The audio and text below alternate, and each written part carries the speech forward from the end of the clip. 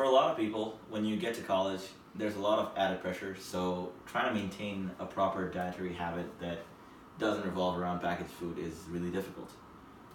For me, I come from a culture that shares a lot of heritage with Nepali food and Indian food and Pakistani food, and so we work a lot with curry, and this is a recipe that was taught to me by my mother when my sibling and I were growing up.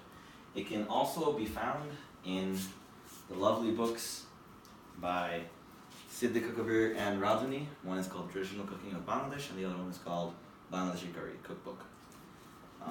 These are the sources that I used outside. And the dish itself is known as fried eggplant curry. The curry can necessarily be skipped out of this. You could just get fried eggplant out of it as well if you're not up for the curry aspect of it. But regardless, it's pretty inexpensive to make, and you can find most of these ingredients in the local grocery store. So let's get started. Things that you'll be needing for this recipe. Firstly, an eggplant. At least one.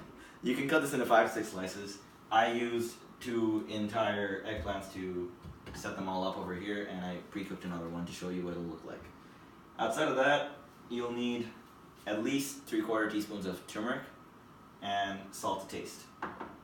The chili is optional.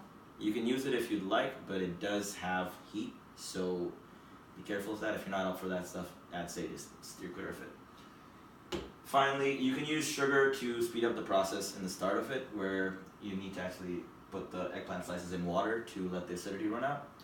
But if you don't want to, just leave it in for the time period that I'll suggest, and you'll be fine.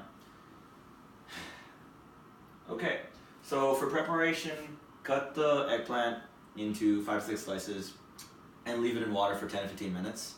If you want to use a sugar, that can be a little bit less than that, but in this one I used 2 entire eggplants, and you can see it. It's been sitting there for a little over 7 minutes.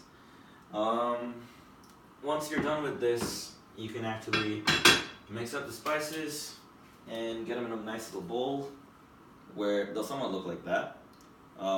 You can feel free to add other spices in here outside the ones that I've suggested, but this is going to give you an authentic enough taste of what Bengali fried eggplant tastes like.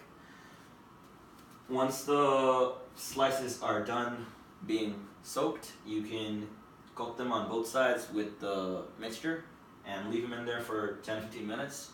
And after it's absorbed some of the spice mixture, you can coat it on a nice plate of flour, and that's going to give it the crispiness when you actually put it in the frying pan to heat on medium-high.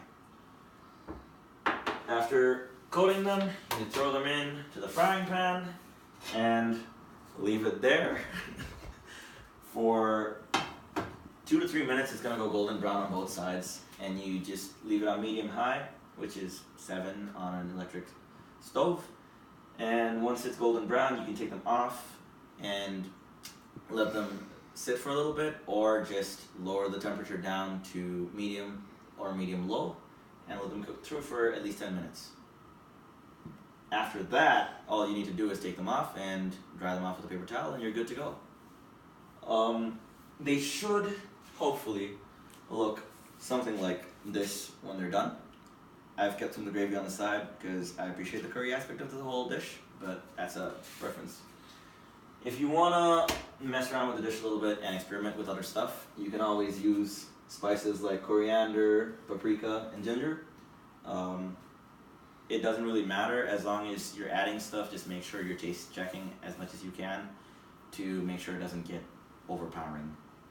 But yeah, I hope with this you get some idea of where I come from and you get a hearty meal out of it.